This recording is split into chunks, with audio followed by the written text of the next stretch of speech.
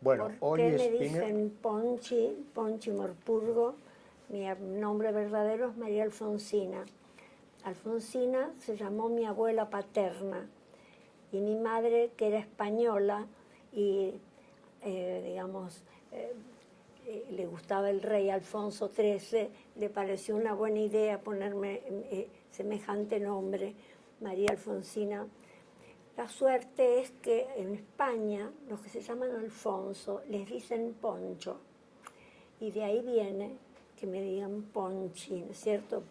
Alfonsina, Ponchina, Ponchi. O sea que eso me quedó desde siempre. Mi padre era italiano, era músico, era violonchelista. Mi papá se casó muy grande. Él había nacido en 1889 y era violonchelista, concertista de violonchelo, y vino a la Argentina invitado por el Conservatorio Santa Cecilia y vino acá a dar una serie de conciertos en el año 13. Cuando él se iba a volver estalló la guerra del 14, entonces se quedó, pero no para siempre, se quedó hasta el año 18 cuando terminó la guerra y se volvió a Italia. Pero él ya había hecho acá buenas relaciones, ya estaba dando clases, y Europa no estaba en un muy buen momento, o sea que volvió a la Argentina en el año 24. Y entonces, bueno, después se casó y nacimos, tengo un hermano más grande, mi hermano es ingeniero, parecería que no tiene nada que ver con las artes. Y cuando yo nací, digamos, vivíamos en Palermo, en la calle Oro, y yo desde chica, muy chica, tenía una marcada, digamos, gusto por el dibujo. Dibujaba y dibujaba. Yo recuerdo, me veo dibujando con 5 años, 6 años en mi casa. Y dibujaba como viñetas. Nosotros vivimos en un primer piso. Y había una escalera grande en una casa. Y yo me recuerdo, mi mamá guardaba los dibujos. Yo me acuerdo haber dibujado la escalera en perspectiva. Tenía 5 años, 6 años. Pero mi papá tenía otros planes para mí. Quería que estudiara el piano. Entonces, desde los 6 años me sentaron en el piano y la aspiración de mi padre era que yo fuera pianista. A mí, en realidad, me resultaba un gran sacrificio. Yo solo quería dibujar, quería pintar, dibujaba y dibujaba. Y mi padre, que era sumamente bondadoso y cariñoso, pero él había puesto en mí todas las ilusiones de que fuera una concertista de piano. Yo estudié muchos años el piano, llegué a acompañarlo a él en algunos conciertos. Mi padre tenía una colección de instrumentos antiguos de música y hacía música barroca, tenía un cuarteto, un quinteto de cuerdas y un clave, y en mi casa se hacían los ensayos. Y mi hermano y yo nos sentábamos en un sillón a escucharlo, ¿cierto? O sea, vivimos entre la música. Mi padre nos llevaba al Colón, íbamos mucho a ver el Colón y yo estaba realmente entusiasmada viendo la escenografía, veía lo que realmente me gustaba. Pero mi padre insistía que yo estudiara piano. Cuando yo terminé la primaria quería entrar inmediatamente a las Bellas Artes. Y mi mamá, como española, tenía un poco la idea de que Bellas Artes no era para una niña, consideraba que era, digamos, un lugar que no era una buena idea. Y así me dejaron 2 años estudiando el piano y yo insistiendo, hasta que finalmente me dejaron entrar en Bellas Artes. Estudié unos años Bellas Artes y ya cuando tuve 17 años y ya estaba casi entrando a la Cárcova, mi hermano me decía, ¿por qué no le decís a papá que no querés estudiar más el piano? Y yo decía, ¿cómo le voy a dar ese disgusto? Porque mi padre era muy bueno, pero creía que yo debía hacer eso. Hasta que un día tomé coraje y le dije, papá, yo voy a hacer escenografía. Y él me dijo, ¿y ¿de qué vas a vivir de la escenografía? Y dice, ¿de qué voy a vivir con el piano? Y entonces, bueno, aceptó, ¿no es cierto?, que yo dejara el piano. Yo llegué a acompañarlo en conciertos, llegué a tocar bien, pero no tenía facilidad para leer la música. No es que no me gustara, sino que era una enorme dificultad. Yo no quería hacer eso. Y además, si uno lo piensa, para ser pianista hay que ser excepcional, ¿no es cierto? Si no, no sirve para nada. Y no lo era, absolutamente no. Entonces, bueno, finalmente me preparé para dar el examen de ingreso a la Cárcova. El examen era varios días, ¿no es cierto? Había que hablar un poco de la historia del teatro que íbamos aprendiendo y había que hacer un trabajo durante varios días. Yo me había preparado para eso con una escenógrafa que se llamaba Liz de Ramón, que luego se casó con Tomás Beitía, que venía de una familia de artistas. Los Beitía, él no sé, no me acuerdo qué hacía, pero una hermana era actriz, Amanda Beitía, otra hermana era ceramista. Ceramista. Exactamente, Sí. y después estaba Carlota Beitía, que era escenógrafa. La ceramista estaba casada con Claro. Carlos Coire, que fue profesor mío de la facultad. Claro. Bueno, entrando en la Cárcova con mis compañeros, el grupo que entró conmigo entró Federico Padilla, entramos 3 o 4 nada más. Pero la Cárcova era como un taller que estábamos todos juntos. Entonces nosotros poníamos el ojo en lo que hacía el resto de los alumnos, ¿no es cierto?, los que estaban más avanzados.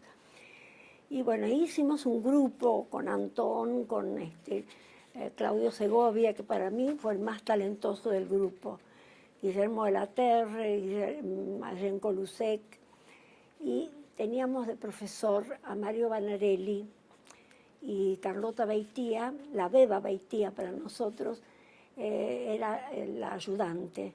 Nosotros la parte técnica la aprendimos con ella. Banarelli enseñaba, pero no tanto. Y teníamos un maestro que fue Rodolfo Franco, que era un escenógrafo que trabajaba en el Colón y que trabajaba con la Comédie Française. Cuando la Comédie Française había venido de Argentina en los años 30 y tanto, creo que 38, 39, él trabajaba con ellos y vivía contándonos las historias de la Comédie Française. Era como un señor antiguo que venía de sombrero, con bastón, con los guantes. Y en realidad nos había dicho que nos iba a enseñar el cono óptico, pero pasaron 2 años antes que él se muriera y nunca lo enseñó. Siempre contaba historias de sus trabajos y a nosotros nos fascinaba escucharlo porque era una institución. Entonces, así pasaron los años en la escuela. La escuela era una gran familia porque estaba al lado teníamos un taller de pintura del maestro de Ferrari, de donde era alumno Julio Leparc, ¿no es cierto? Y la parte de escultura estaba Antonio Pugía, estaba Leo Vinci, gente que después fue gente muy importante, ¿no es cierto? Y en el taller de grabado estaba Mabel Rubli. Y la Cárcova era un gran jardín y tenía una especie de, al aire libre, una especie de comedor donde había una señora que cocinaba guisos y ahí nos juntábamos a comer todos. Así que una gran camaradería, ¿no es cierto? Y no solamente compartimos con nuestra generación, sino que compartimos con los que estaban más adelante, ¿no es cierto? Como De la Torre, Segovia, Pepe Barona, que hizo una gran carrera en los Estados Unidos. Entonces nosotros aprendíamos y veíamos más de lo que ellos hacían. Armábamos maquetas, ¿no es cierto? Y para la entrega final teníamos que iluminar las maquetas. Todos los años había un cortocircuito realmente después de armar las maquetas en la Cárcova. De todas maneras son los años mejores, ¿no es cierto? Los años maravillosos donde yo por fin hice lo que quería hacer, ¿no es cierto? El piano quedó a un costado. ¿Dónde quedaba, Sí. ¿Dónde quedaba la academia? La Cárcova, ¿dónde quedaba? La Cárcova en la Costanera Sur. Claro, Costanera Sur, donde hoy está el Museo de Calcos. Está el Museo de Campos. Y estaba el balneario, estaba el monumento a Lona Mora, todos esos jardines de afuera y de adentro, que era un lugar hermoso. Yo volví hace poco por una cosa, ahí se me cae esto, perdón. Volví hace pocos años y me llevé una gran desilusión porque había una especie de café horrible, tipo balneario, muy feo, estaba muy descuidado el jardín y quedó solo el Museo de Calcos. O sea que yo siento que es una picardía, digamos, haber sacado esa escuela de ese lugar. Bueno, yo la conocía la escuela. Pero nosotros además Claro. a veces veníamos caminando porque venía el Sí. tranvía 14, El 14. que venía uno, si Cada si tanto. se te escapaba el camión 14 había que caminar. Yo vivía en Belgrano, venía en el subte a Plaza de Mayo. Y si podía tomar el tranvía 14, si no caminaba todo eso hasta la calle Brasil, donde estaba la escuela. La escuela. Todos veníamos prácticamente caminando, era muy rara la vez que pescábamos el tranvía. Esos años, como digo, fueron los mejores, donde aprendimos todo. Y como digo, teníamos a Banarelli y teníamos a Helpi, Hermann Helpi, que había sido escenógrafo de cine. Entonces él nos enseñaba cine, nos enseñaba la escenografía de cine. Y ahí aprendimos algo que después en la práctica uno no, digamos, quedan como conocimientos, pero un poco muy lejanos. Esos años, yo terminé la escuela en el 58, justo el año que me casé. Y después, en el 60, yo entré a trabajar a Canal 13, canal que fue verdaderamente una escuela de televisión, una enorme ayuda para el cine, porque, digamos, la rapidez con lo que uno tiene que trabajar en la televisión, que es un sinfín, ¿no es cierto? Uno termina de entregar una cosa, ya tiene la próxima para hacer. Entonces, eso me ayudó mucho. Y cuando en los 60 Manuel quería hacer el cuento de Cartas de Mamá y se hizo un contacto con Julio Cortázar, así muy señor nuestro, ¿no es cierto?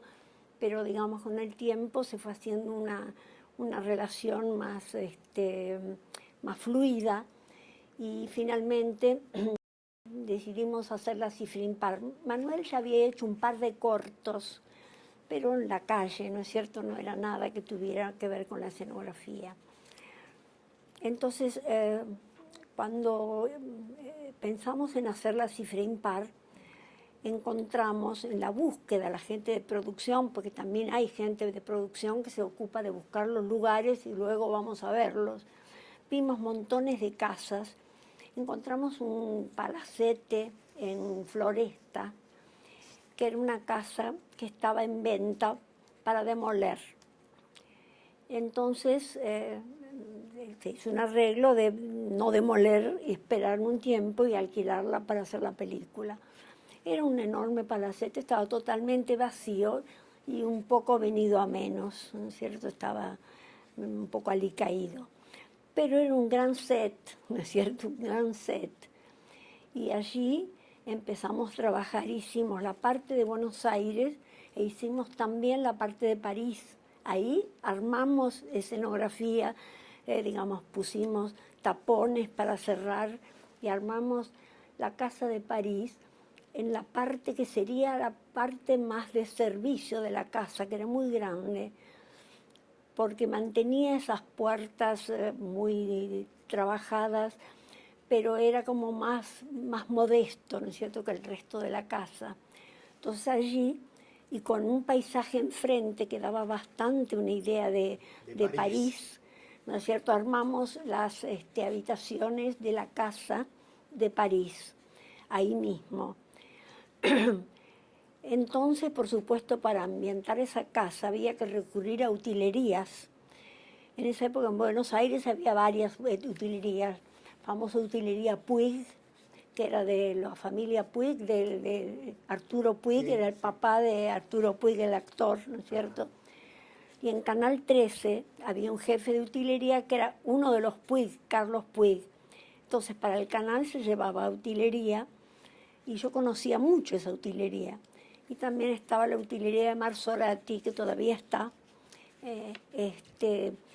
Y entonces de allí sacamos muchísimas cosas para la ambientación, ¿no es cierto?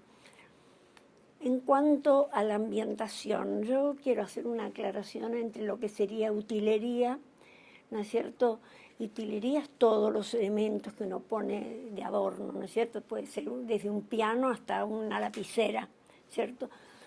Pero hay alguna utilería especial, que sería la utilería de escena. Como diría Ernesto Shaw, los objetos maravillosos que cobran vida, ¿no es cierto? Aquellas cosas que pasan a ser protagonistas, ya sea, como digo, una lapicera o cualquier elemento. Entonces, eso sí es un desglose para saber qué es lo que hace falta realmente para la utilería, ¿no es cierto? Por ejemplo, en el caso de la cifra impar, la lapicera de pluma, las hojas de papel, son cosas que pasan a ser objetos maravillosos, me diría Ernesto Shaw. El resto de los objetos a veces son intuitivos, a veces uno no tiene conciencia de que ese objeto el director lo va a usar para tomar algo, digamos. Uno trata de dar un carácter general, ¿no es cierto?, sin después darse cuenta que tal vez una pequeña estatua, una pequeña, cualquier objeto, el director puede poner sus ojos allí y darle nuevamente una vida a un objeto en sí mismo, ¿no es cierto? Entonces, pasamos de la utilidad de ambientación general, ¿no es cierto?, lo que uno considera que es, digamos, lo que corresponde al texto. Obviamente uno parte de una idea, ¿no es cierto?, de un texto, de buscar más o menos los años. En los años de las cifras se supone que son unos años 40 y tantos, ¿no es cierto?, donde transcurre esta historia. Y entonces buscar una casa en una ambientación anterior, porque la madre ya es vieja, así que se supone que la ambientación debe ser, claro, de los años 15, 20, más o menos. Entonces, armar una ambientación con objetos que den un poco esa idea, ¿no es cierto? Porque la moda se hace, si uno hace una obra actual, digamos, el vestuario puede ser contemporáneo, pero la ambientación puede ser anterior, claro, porque la casa no cambia de moda todos los años, ¿no es cierto? Uno cambia de ropa, pero no cambia de muebles, ¿no es cierto? Entonces siempre uno se tira un poco para atrás, porque se supone que nunca tiene que ser la última moda de muebles para poner en Ahora, casa. esa es una observación muy interesante. Claro, bueno. Muy interesante. Acá yo quiero contar una cosa que ya a mí ya me parece que no sería lo lógico, porque en aquellos años en el cine los escenógrafos hacían la escenografía y había ambientadores aparte, una profesión aparte, ¿cierto? Hubo unos grandes ambientadores, por ejemplo, Ori Muñoz, que fue un gran ambientador, y a mí no me parece bien, me parece que la escenografía y la ambientación tienen que corresponderse íntimamente, ¿no? Así como el vestuario sería ideal, que es casi imposible en el cine, salvo el cine contemporáneo, ¿no es cierto?, que sea la misma persona, porque el vestuario, si es de época, requiere casi una total dedicación, entonces no se puede, difícil hacer las dos cosas. En cuanto a lo que decimos dirección de arte, decimos hoy, entre comillas, nosotros no decíamos dirección de arte, hablábamos de escenografía, ambientación.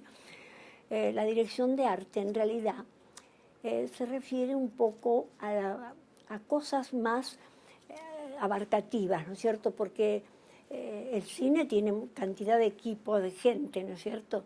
Y también está el maquillaje, la caracterización, o sea que un director de arte también se tendría que ocupar de los peinados, del maquillaje que corresponda. Porque un maquillador puede maquillar como le da la gana y hacer un maquillaje estilo Cleopatra para una cosa de otra época, ¿no es cierto? Es decir, que el director de arte tiene que estar sobre todos los, digamos, todas Todos elementos las anexos. artes que se arriman, la parte artística que se arrima en el cine. Y después siempre hay asistentes de escenografía que son en realidad meritorios, que se ocupan de las cosas más chicas. Por ejemplo, el director quiere, o el texto dice, un ramo de rosas amarillas. Entonces tiene que correr el asistente a buscar por todos lados donde hay rosas amarillas.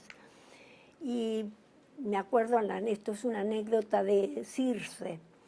Circe, había una escena que ella arma unos bombones con cucarachas. Y entonces viene el asistente y le dice a Manuel, señor, mañana vamos a filmar las cucarachas. ¿Cuántas cucarachas quieren? Le decía, no sé, una docena. Entonces decía, ¿negras o rojas? Entonces, es la anécdota para hablar de las pequeñas cosas que hay que conseguir, ¿no es cierto?, inmediatamente.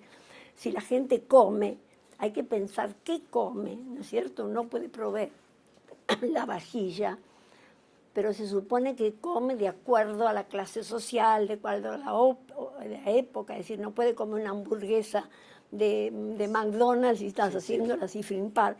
Quiere decir que todo tiene que corresponder, ¿no es cierto? Entonces, todas esas artes menores, incluso el maquillaje, el peinado y el vestido, porque un vestido sin que corresponda el peinado, el maquillaje, ya es un disfraz, ya no es un traje, ¿no es cierto? Y esto ocurre mucho, ¿no es cierto? Porque a veces están como desintegrados los equipos. Entonces, ahí es donde un director de arte tiene que juntar, ¿no es cierto? Esto, por ejemplo, en televisión, por la rapidez y la necesidad, a veces uno pone un sillón verde sin consultar que la persona, la actriz principal, va a estar vestida de verde, sentado en el mismo sillón, sé que va a parecer como mimetizado, ¿no es cierto? Esto suele ocurrir en televisión y no debería existir en el cine, ¿no es cierto? Hay que tener en cuenta, ¿no es cierto?, toda la parte estética para que esto no suceda. Entonces, volviendo a la cifra, todos los interiores se hicieron en Buenos Aires. Hay una oficina también donde está Murúa con Maurice Jouvet, Sí. en el cual nosotros buscamos una oficina y encontramos una oficina en la calle Cerrito, que en ese momento no estaba tirada abajo, ¿no es cierto? El Cerrito era angosta, Sí. claro. Fue en los años, ¿qué te puedo decir? Sí, en los años 60 más o menos se empezó a tirar abajo. Entonces, no, más adelante, en el 70. En aquella época, en el 60 era, y teníamos enfrente una casa típicamente francesa, como mucha construcción de Buenos Aires, ¿no es cierto? Sí, Así que nos coincidía muy bien, y tenía un árbol seco y tenía enfrente dos ventanas de una casa que podían ser perfectamente de París, y lo hicimos en Buenos Aires.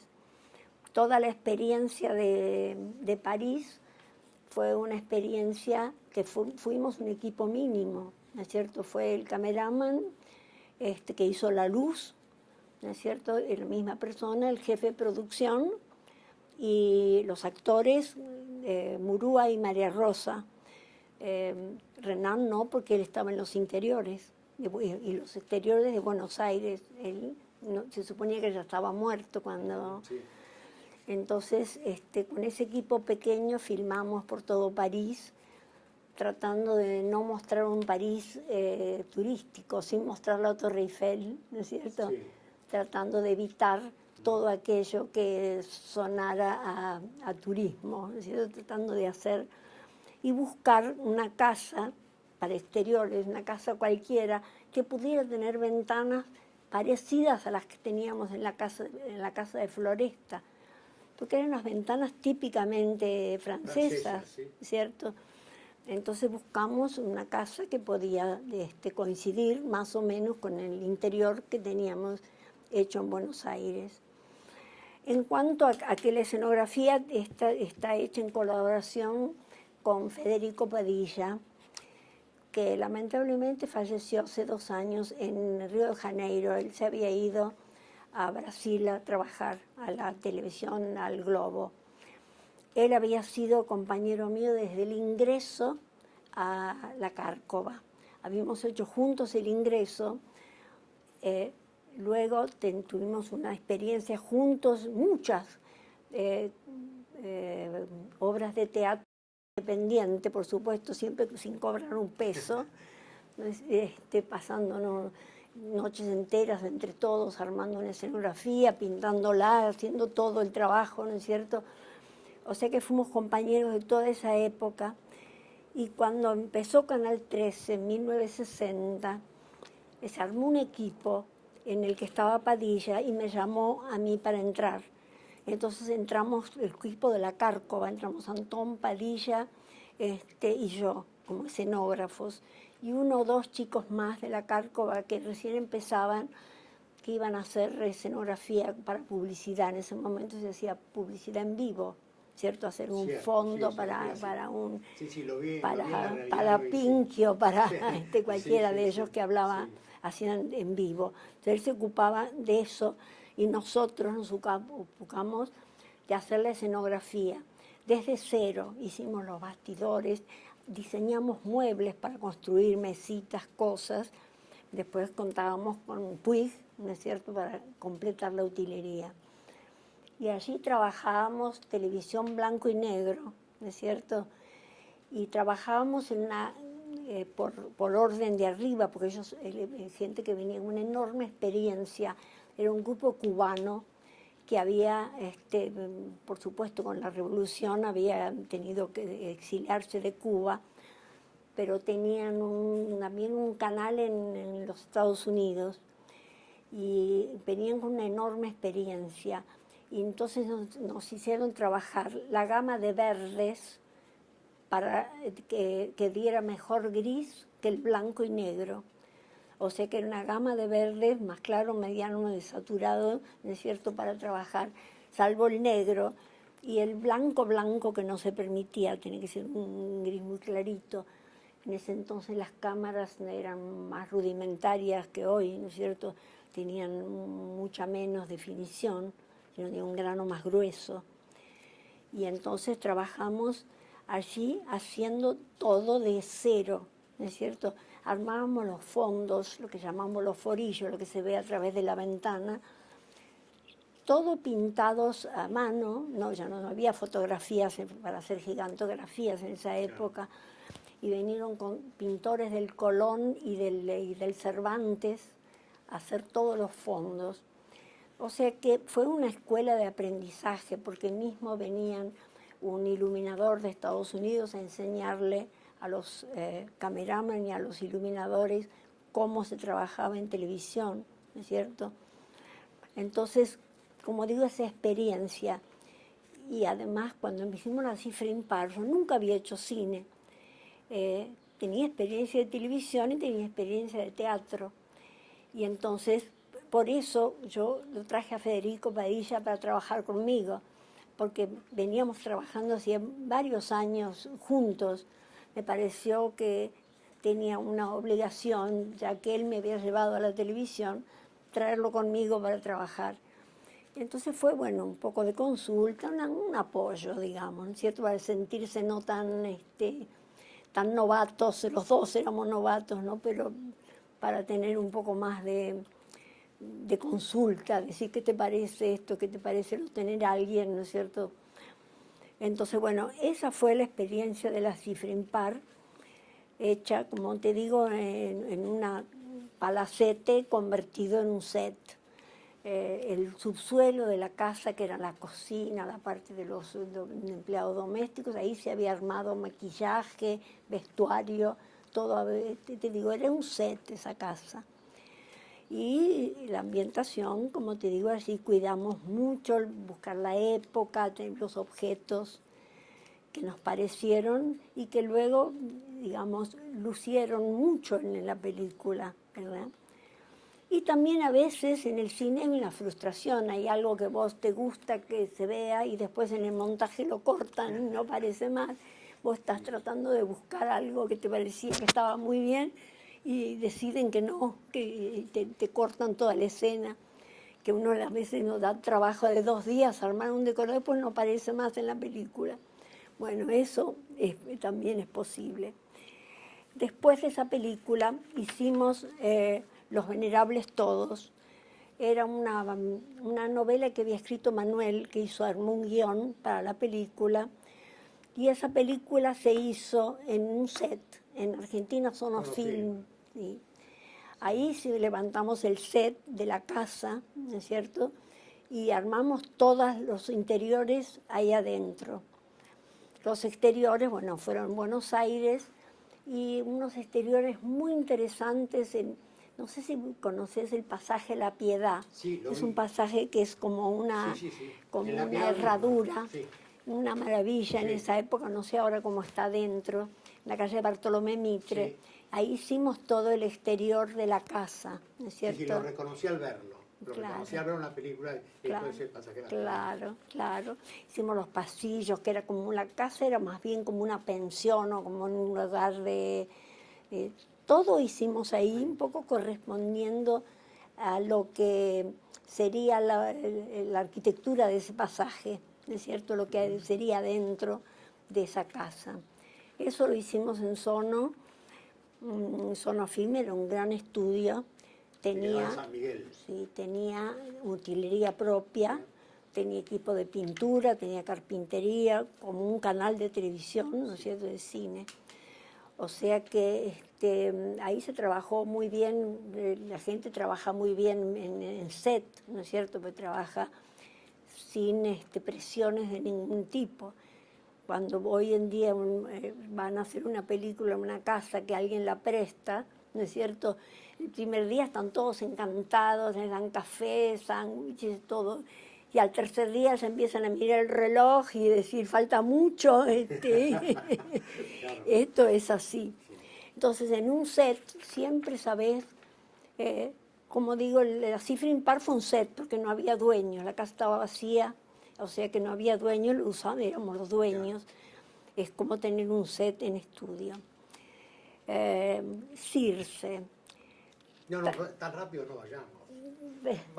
No, tenemos que hablar más del asunto de... Yo hablo, digamos, como cronológicamente de las películas. Hay más mérito en la escenografía que lo que estás diciendo. Yo noté cosas que son muy interesantes.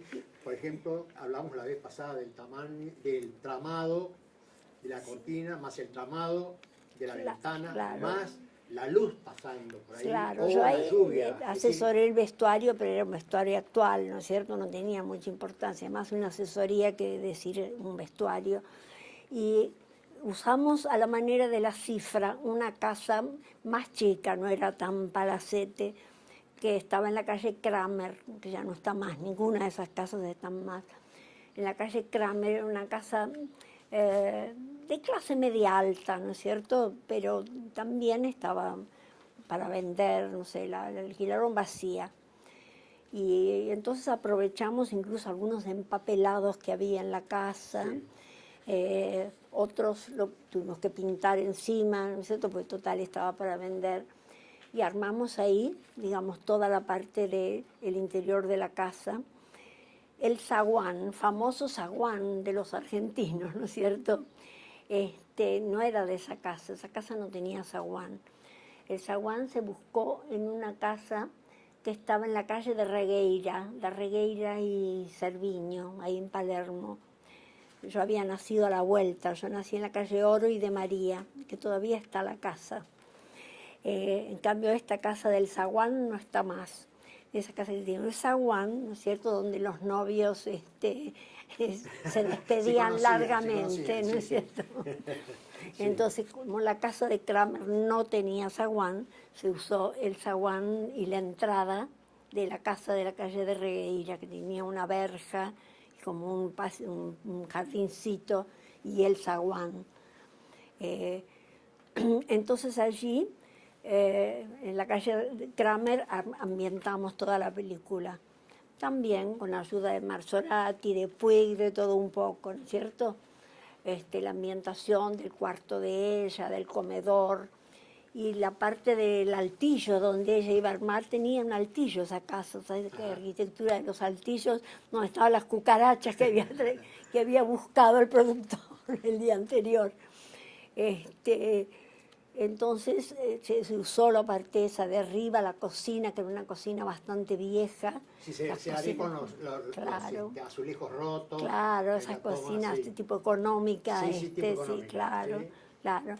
Entonces usamos allí eso. O sea que tuvimos un segundo set ahí. O sea que teníamos La Cifra y Circe, teníamos 2 casas que eran un set.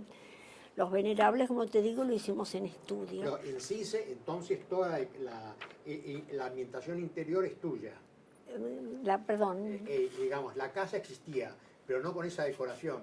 La casa no existe más ninguna de las dos. Las casas existieron, una en Floresta, que era de siempre, que era enorme, era un palacete grande. Sí. Pero estaba de alguna manera amoblado. Sí, tenía además una verja, un jardín, era muy linda la casa, una escalera que tenía un pasamanos, era muy linda esa casa. Se pudo hacer un contrapicado. Además, uno trataba de ambientarla toda, por si las dudas, el director quería aprovechar algo más, ¿no es cierto?, de lo que se hacía.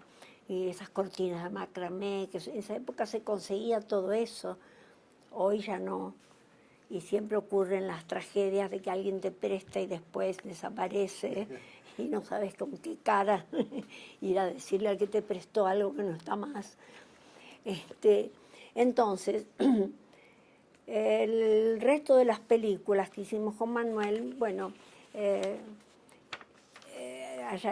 la película Juan Manuel de Rosas fue, digamos, la producción más grande que hicimos, ¿no es cierto? Es una producción realmente que duró casi un año filmar esa película.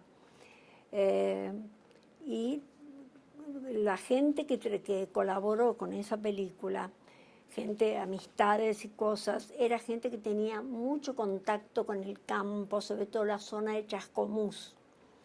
Entonces allí se usaron unas estancias de Lezama, de Castelli, de Chascomús, todos campos que había.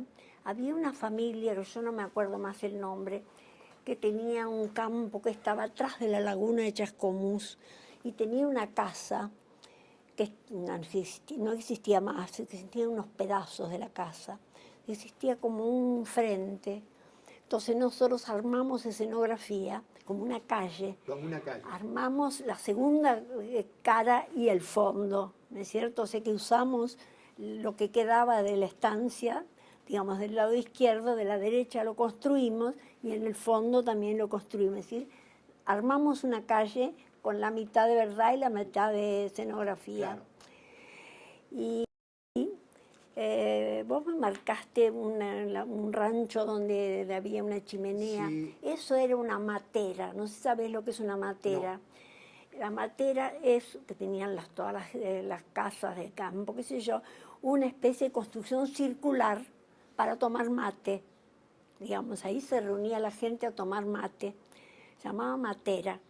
Entonces esa matera tenía una estufa y estaba muy linda para ambientar, ¿no es cierto? Tenía, era como un fogón, digamos, y entonces ahí lo ambientamos todo y tenía una ventana y armamos una parte de la casa de Rosas.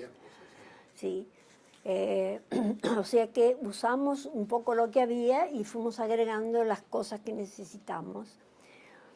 Y después el famoso rancho de los Cerrillos de Rosas, ese rancho está en una estancia en monte y eso pertenecía, creo que a la familia Miggins, pero no estoy muy segura. Y entonces esa parte era como museo, no podíamos usar. Entonces lo reprodujimos en el campo. Hicimos de nuevo el rancho en el campo, ¿no es cierto? Haciéndolo, tomando las proporciones, digamos, haciéndolo casi igual que lo que estaba el original, pero eso se reprodujo.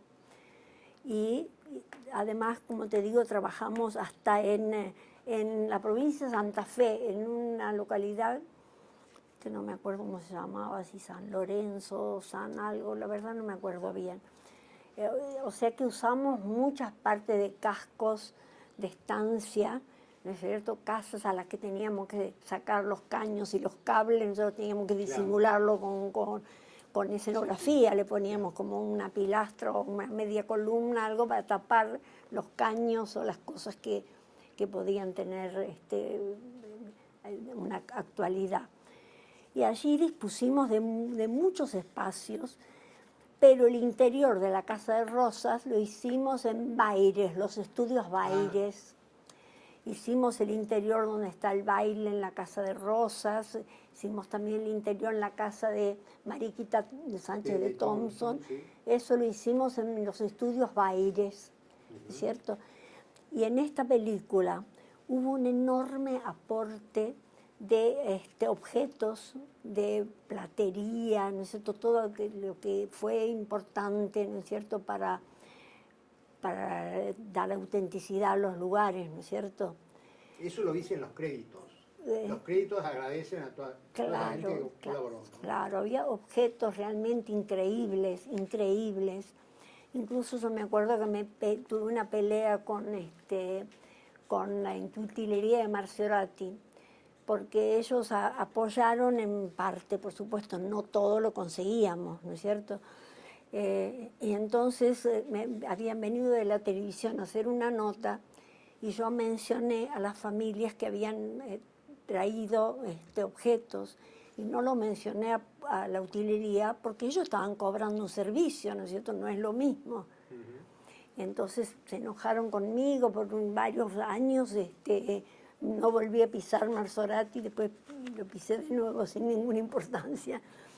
Pero ellos alquilaron cosas y además ellos creían que las cosas tenían realmente valor y eran cosas muy berretas, eran cosas como reproducción de cosas, no eran cosas verdaderas, ¿cierto? Lo que nos habían prestado para Rosas, que también coincidió con lo que nosotros habíamos conseguido para la película de Torre Nilsson, para El Santo de la Espada, que se hizo casi simultáneamente, se hizo antes de Rosas se hizo. Se hizo casi simultáneamente con Don Segundo Sombra. Entonces, toda la gente que había trabajado para El Santo de la Espada después colaboró con Rosas, trayendo cosas magníficas, hasta un sillón que había pertenecido, era portugués, que había pertenecido, no sé, a Francisco no sé cuánto de Portugal, y era un sillón que nosotros le colocábamos un cordel para que no se siente la gente, y encontraba de pronto un utilero comiendo sándwiches arriba del sillón de Francisco I. O sea que teníamos que ser como vigilantes, ¿no es cierto?, para que nadie usara esos elementos. Entonces, Rosas tuvo mitad, una cantidad enorme de exteriores, de estancias que nosotros disfrazamos para que no se viera la época. Y luego hicimos los interiores en estudio. Hicimos los interiores en Baires, estudio Baires. ¿No se filmó también algo en la Quinta de Pueyrredón? La Quinta de Pueyrredón en San Isidro. Sí, también usamos la Quinta de Pueyrredón, no, pues eso para Santo de la Espada. Ah, Santo de la Espada. Sí, Santo de la Espada se hizo mitad en estudio, un estudio que se llamaba Río de la Plata, que estaba en la calle Uruguay. Uruguay al 1100. Que había un estudio frente a otro. Bien a mano, ese era fantástico, ¿no es cierto?, para Martín Fierro. Allí se hicieron todo el interior de la casa de San Martín, ¿no es cierto?, dormitorio, digamos, el estar, todo eso se hizo en el estudio Río de la Plata. Y también algunas carpas como de campaña, el interior, y también una armería que había ahí también. Una armería que está armando, todo eso se hizo en estudio. Después en Martín Fierro se usaron, perdón, no estoy hablando de Martín Fierro, estoy hablando de... No, estábamos hablando de Santo de la Espada, sí. Eso se hizo en el interior ahí. Después se hizo la posta de Yatasto, la hicimos en Campo de Mayo. Digamos, se levantó allí una réplica, digamos, porque había un solo grabado de la posta de Yatasto. Entonces la reprodujimos un poco, tampoco era cuestión de hacer. Hicimos allí, armamos la posta, que era como un rancho que tenía un poco como un mirador. Armamos ahí en Campo de Mayo, en San Martín. Y también hicimos en Campo de Mayo una parte de un cuartel, digamos, una entrada del cuartel, donde Remeditos entra a buscar a San Martín, sí, o qué. Sí, eso se hizo en estudio, en Campo de Mayo.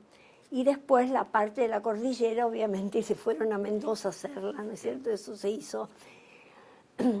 Y en Martín Fierro, volvemos a la segunda película que yo hice con Torre Nilsson, se hizo en una especie de fortín artificial que había en Quilmes. Era... Bueno, dejamos el ruidito, no importa. Era un fortín que no está más. Yo pasé hace muy poco, porque habíamos ido a Hudson, que le habían hecho un homenaje a Manuel por la película. Sí. Y entonces pasé por ahí y no está más el fortín. Era un fortín que era una manzana más o menos. Tenía un mangrullo y tenía un rancho, ¿no es cierto? Y nosotros ahí levantamos otro rancho grande. Y bueno, la historia cuenta que en un momento la película tenía un gran presupuesto y en un punto se quedaron sin presupuesto. Entonces en el rancho grande hicimos como 5 pulperías distintas en el mismo lugar, cambiando el color, cambiando la ubicación, de acá para allá, de allá para acá, con lo que teníamos ahí, porque no podíamos traer más nada de lo que teníamos, y se armó allí. Solo un avesado puede darse cuenta que las paredes la igual, porque las pintamos, las disfrazamos, hicimos como con distintas rezas, distintas cosas, mostradores, todo lo que pudimos, le cambiamos la cara para hacer distintas pulperías ahí. Yo creo que vos sos una experta en pulperías, porque en todas las películas aparece una pulpería, 2 o 3. Bueno, con el vestuario pasó lo mismo. Se terminó la plata y como le debían plata al de la sastrería teatral, él dijo ni un trapo más, y entonces había que volver, y teníamos un canasto, pero yo no hice ese vestuario, había un canasto o 2 con ropa, entonces había que intercambiar las cosas para que, porque no se podía traer más nada de afuera. Perdóname, pero nosotros dejamos de lado Intimidad de los Parques y Castigo al Traidor. Intimidad de los Parques se hizo en Perú. Sí, está bien, pero me interesaría mucho el tema de Castigo al Traidor. ¿En qué año? No, acá yo tengo estrenado en 1966. En el 64 se hizo, en el 64 se hizo Intimidad de los Parques. 65 el estrenado. No, Castigo al Traidor 65. Sí, y después viene Castigo al Traidor, pero no nos contaste nada sobre la escenografía de Castigo al Traidor. ¿Cuál de ellas decís vos? Digamos, la de Roa Bastos. La de Roa Bastos, Castigo al Traidor. Sí. Bueno, esa se hizo en una casona en Villavista. También una casona que estaba, digamos, era una herencia y había conflicto, ¿no es cierto? O sea que estaba la casa. Y esa casa tenía algunos objetos adentro que no habían sacado. Nosotros nos vino bien, ¿no es cierto? Porque eran objetos de verdad. Y ahí trabajamos el interior de la casa y el jardín, un jardín muy grande, muy, era, sí, habría que pasar. Bueno, era un jardín que tenía mucha arboleda. ¿Hagamos un segundo? ¿Les traigo agua? Bueno, Habría que Digo que no pasen la llamada. A ver, ¿te llaman a vos? No. Bueno, quedamos en la casa de Bellavista, ahí quedamos. Bueno, la casa de Bellavista, como te digo, era una casa que estaba vacía en un 80%, pero habían quedado muchas cosas ahí. Parece que tenía un problema de herencia, pero tenía un enorme parque con árboles donde se hizo el duelo, o sea, todo lo que se hizo en ese predio. Y algunas cosas en las calles de tierra, pero también hay en la zona esa. O sea que eso también se hizo dentro de una casa y no había muchos interiores, había 2 o 3 cosas. Después estamos hablando, bueno, de Martín Fierro, terminamos de contar que habíamos hecho una tapera para el rancho del viejo Vizcacha y que habíamos trabajado en ese fortín que estaba en Quilmes y que no está más, y que tenía un rancho pequeño y un rancho grande que usamos para todo, ese lo usamos para todo. Entonces, segundo, quiero hacer una aclaración. Todas estas películas de época, desde luego que cualquier escenógrafo tiene que tener algún tipo de información, ¿no es cierto? Es decir, una búsqueda de la parte histórica y la parte de la iconografía, ¿no es cierto? Entonces yo tomé muchos pintores de la época, sobre todo pintores extranjeros que pintaron el interior de la Argentina, como Juan León Palier, que tiene una enorme cantidad de iconografía, muy interesante, muy importante. Entre 1840 y 1860, más o menos, tiene una enorme cantidad de cosas. Eso es un apoyo importante, ¿no es cierto?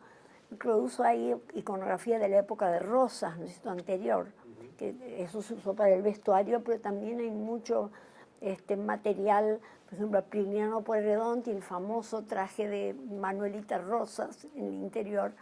Eso la vestuarista lo reprodujo y reprodujimos también el espacio que había atrás de eso. O sea que eso fue también una buena ayuda. Todas estas cosas se pueden hacer parte por intuición y parte por documentación, ¿verdad? Entonces, bueno, ahora iríamos a Don Segundo. Don Segundo era el proyecto de San Antonio de Areco, ¿no es cierto? En un momento, así, la novela fue escrita en 1920 y pico, o sea que es más o menos la época que transcurre la historia de este recero, que era Segundo Ramírez, ¿no es cierto?, Don Segundo Sombra. La historia cuenta que había habido en algún momento un interés de Walt Disney por filmar Don Segundo Sombra en Areco, hacer, supongo, dibujo, no sé. Es decir, que el pueblo siempre vivió con la expectativa de que venía Walt Disney a hacerla. Entonces llegamos nosotros modestamente y para el pueblo éramos como, por fin llegó Walt Disney, ¿no es cierto? Entonces, la colaboración de la gente fue impresionante, ¿no es cierto? La gente se involucró en la película de una manera realmente increíble, ¿no? Y de hecho, se trató... Sí. Te quedó el micrófono tapado. Ahí está. Estaba de este lado, me parece. No me puedo parar. Acá. Ahí está. Te quedó tapado y se escuchaba el ¿Sí? Perdón. Si quieren, continúen. Bueno. Gracias. Entonces, la búsqueda de los lugares estaba como regalado, pues estaban todos los lugares originales, ¿no es cierto? Los lugares donde se menciona en la novela, ¿no es cierto?, estaban ahí, ¿verdad? Entonces, teníamos mucha facilidad para encontrar las cosas. Y tuvimos un asesor gauchesco, que fue el protagonista, Adolfo Guiraldes, que era sobrino. Entonces, yo hice el vestuario, pero él me asesoró en toda la parte gauchesca, sobre todo la ropa masculina, ¿no es cierto? De cómo se ponía un chiripá, cómo se armaba, digamos, todo lo que, lo costumbrista que ellos tenían como mamado desde chicos, ¿no es cierto? Yo tuve un apoyo en él para hacer el vestuario. En cuanto a la escenografía, hay cosas que hicimos, en estudio nada, que hicimos adentro de interiores de ranchos. Incluso, yo tengo una anécdota genial de una pulpería. Había en un campo una estancia que ya pertenecía a un dueño. Las pulperías del siglo XIX estaban siempre a la vera de un camino, ¿cierto? Venían las carretas o venían los caballos y venían a tomar algo o a comprar algo, ¿no es cierto? Generalmente venían a tomar los gauchos a la noche o de día se vendía cantidad de cosas.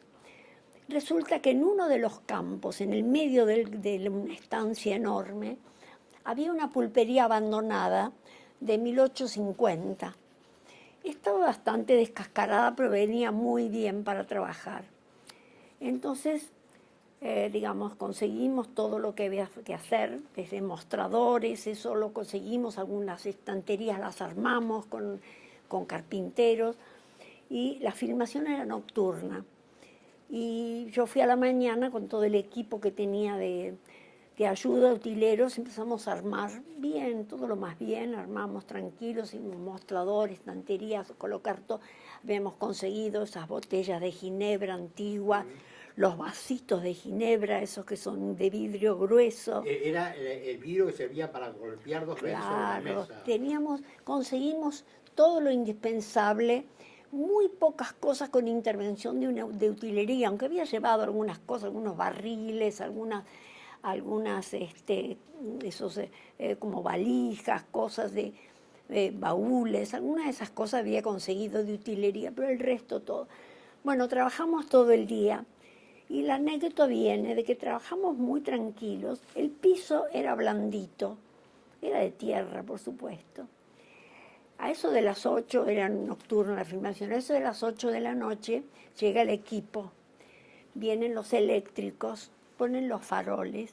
Cuando prenden los faroles, miles de murciélagos, miles, así como la película de Hitchcock de los pájaros, empezaron a enloquecerse ahí adentro. Fue realmente una huida general, que no te puedo decir. Todos aterrados, yo la primera, pero los hombres no se quedaron atrás, todos estaban. Yo me metí en el auto y no salí nunca más. Bueno, y después de horas se fueron como calmando, se ve que el impacto de la luz repentina, así que filmaron toda la noche. El piso blandito venía de 100 años de todo lo que habían hecho los murciélagos en el piso, ¿no es cierto? Bueno, esa anécdota es increíble porque todos huyeron aterrorizados, porque siempre está la fantasía que el murciélago se te mete en el pelo, que se te engancha en la cabeza. Esa horrible idea, eso hizo que todos huyeran corriendo. Bueno, esa historia de Don Segundo y otras tantas. Casi cambia de género. Y quedó divina la pulpería, porque además armamos un palenque con troncos para atar los caballos, y venían los caballos a la noche. Habíamos trabajado todo el día en ese lugar sin darnos cuenta, porque no se movieron, ante techos muy altos, y no sabíamos que había murciélagos. Cuando prendieron la luz se volvieron locos, pero era una nube, una nube. Bueno. Don Segundo, pudimos usar el Museo Histórico, ¿no es cierto?, donde había una pulpería, que también agregamos cosas que hacían falta, objetos que se usaban para la película, y después filmamos también una pulpería en Mercedes. Esa pulpería está intacta, está maravillosa. Nosotros solo tuvimos que sacar las cosas que tuvieran marcas actuales, ¿no es cierto? Pero estaba muy bien armada, inclusive sé que ahora han puesto un cartel que dice aquí se filmó Don Segundo Sombra en Mercedes. De manera que en la película tuvimos mucha facilidad para filmar interiores y exteriores, ¿no es cierto? Y creo que una vez armamos un rancho, el rancho ese del hombre que se volvía loco, el don no sé cuánto, ese rancho lo armamos. Ah, lo hicieron sí, porque ese rancho no estaba, sí, ese rancho lo armamos. Ya estábamos expertos en armar ranchos, son dos películas con rancho. Claro. El resto, la fiesta de Areco se hizo ambientando un galpón, ¿cierto? Simplemente poniendo guirnaldas, esas cosas típicas de un baile de pueblo, ¿no es cierto? Ah, y una cosa que te quería comentar, nosotros hicimos una representación del Herrero y el Diablo, que es un cuento, ¿no es cierto?, de Guiraldes, aparte de Don Segundo.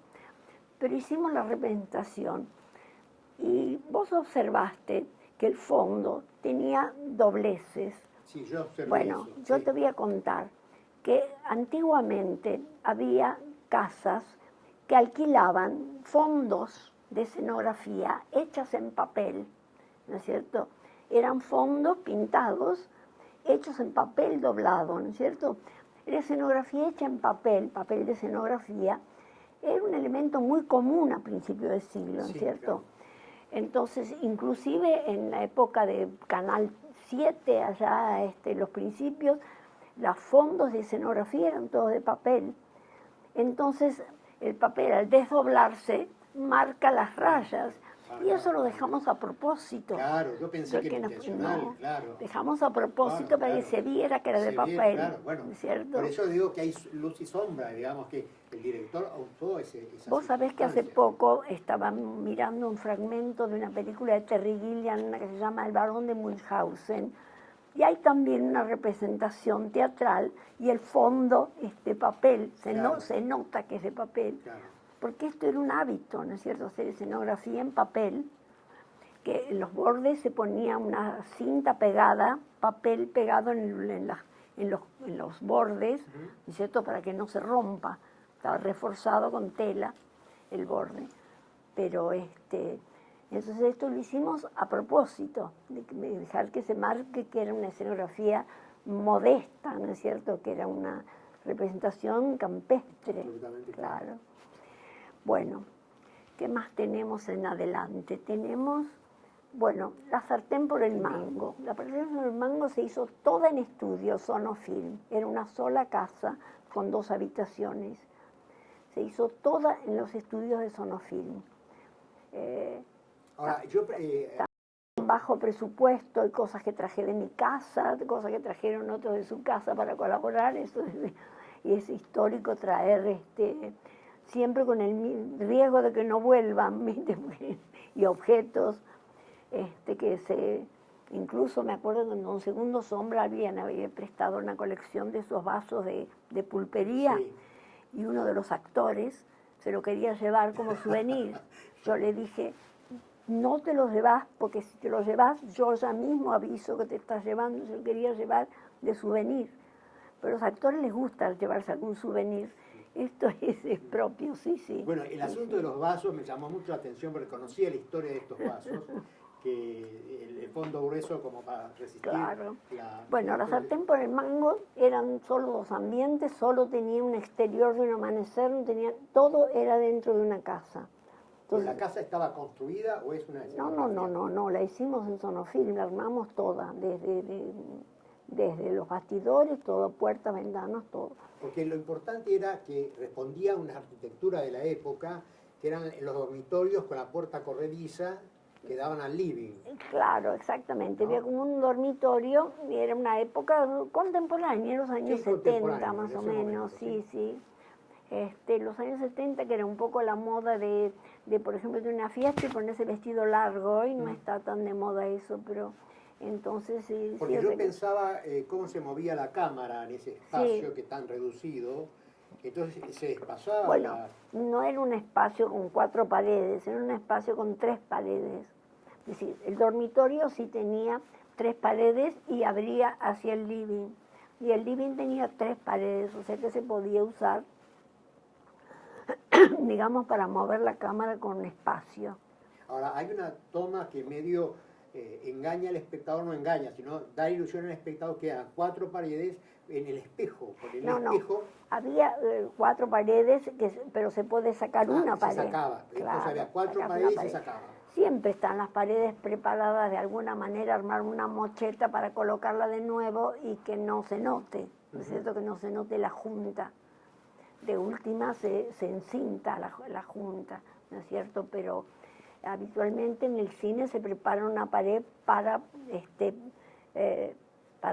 poder trabajar libremente y después cerrarla. Eso se hizo todo en estudio. 2 decorados nada más, ¿cierto? Muy simple. Después la invitación también se hizo en una casa. Esta casa estaba habitada, digamos, era una casa como de campo, muy refinada era. Una casa grande que estaba por el sur, no me acuerdo si era Quilmes o estaba cerca de la ruta, por ahí, por esa zona. Y era muy linda, medio estilo inglesa, la casa tenía una característica de casona inglesa, de esas casonas de Temperley, de esos lugares, ¿no es cierto? Esta era muy linda y se trabajó allí los interiores y los exteriores hicieron en San Martín de los Andes, claro. sí.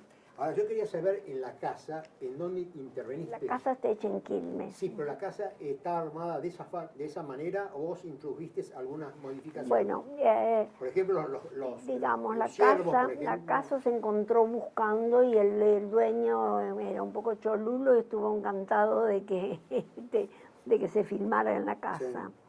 Sí. Estaba siempre presente, no podía mover una cosita, estaba siempre presente, pero bueno.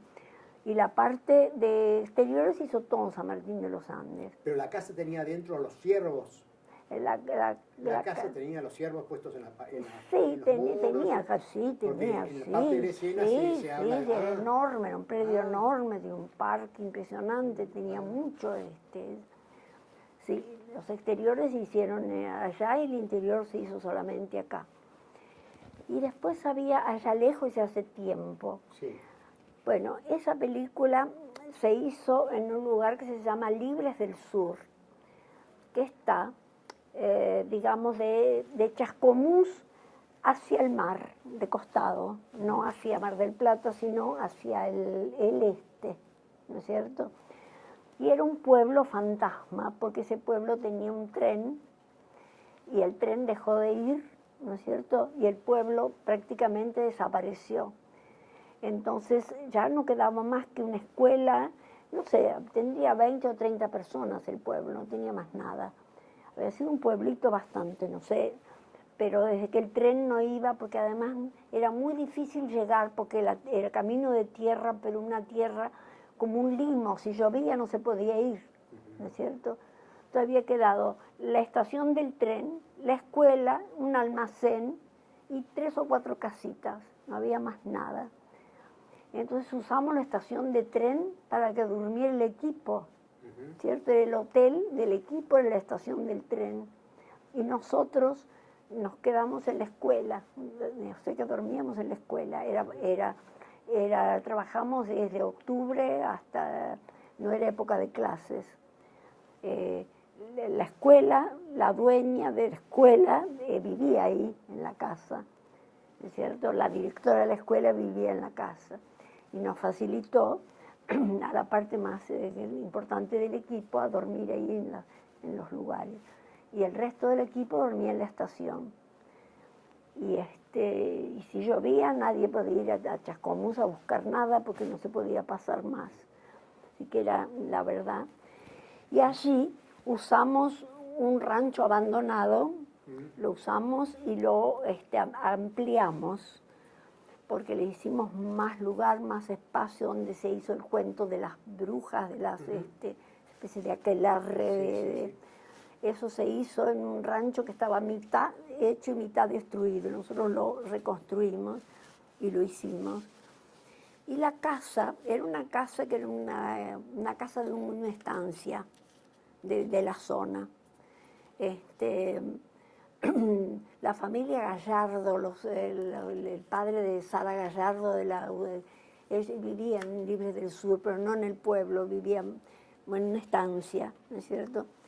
Y en una parte de esa estancia y otra más, se hizo la casa de Hudson, ¿no es cierto?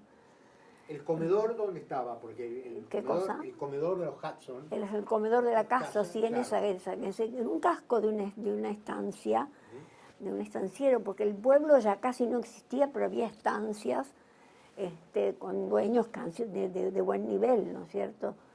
¿Uno puede imaginar que hay un cierto toque inglés en el comedor o no? El comedor ese, sí, claro, se trató de hacer un comedor que fuera, digamos, como de estilo, como de gente ingleses, ¿no es cierto? Porque ellos era una familia inglesa. Claro. O sea que los recuerdos de él como gaucho, digamos, eran con las historias que contaba el viejo, ese gaucho, que cuando él era chico, que contaba allí, entonces se hacían las anécdotas. Pero la casa, del comedor de la casa, estaba hecho en un casco de una estancia. Es decir, que entonces no es ilusoria mi posición de que se veía algo de inglés en esa casa, ¿no? Sí, esa casa tenía mucho clima, también le agregamos cosas, ¿no? y bueno, como siempre las películas hacia el final se van quedando sin plata, ¿no es cierto? Entonces siempre ocurría que teníamos que recurrir mucho a esa casa porque era muy, muy linda casa. Sí.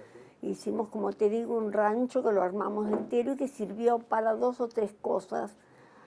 Ahí había una especie de velorio de una niña que era como una criada de la casa. Sí. Claro, que estaba con ellos. Y ahí se usó el interior para eso y el exterior se usó para la parte de las brujas, de la aquelarre, de las...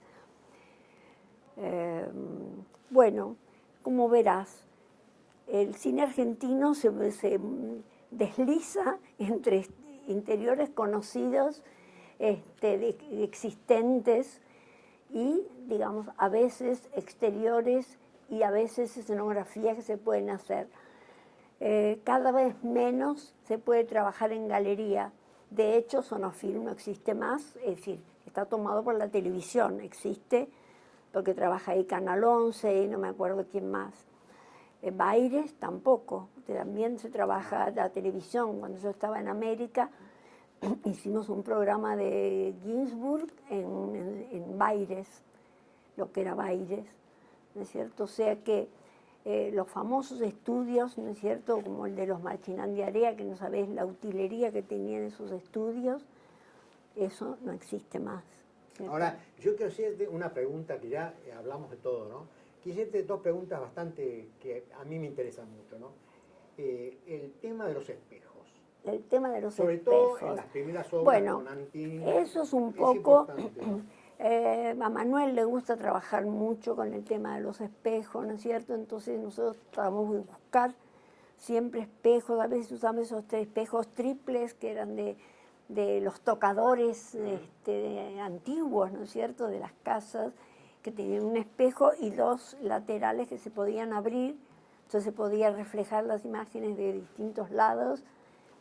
Sí, entonces, digamos, el espejo era antes, era propio de la escenografía. Sí. El director lo usaba, o el director te pedía, quiero más espejos. Bueno, los espejos, por ejemplo, Manuel siempre pedía espejos, le gustaba trabajar con espejo. El espejo, si vos estás de frente, lo tenés que poner así, no lo podés poner recto, ¿no es cierto? Lo pones recto, ves el equipo. Ves el equipo. Claro, o sea que lo tenés que poner, digamos, un poco hacia abajo. Porque si lo pones de frente, estás viendo el equipo. Ahí está. Entonces, por ahí si tenés varios, podés buscar los ángulos de manera que no se vea, que no se refleje el equipo, ¿no es cierto?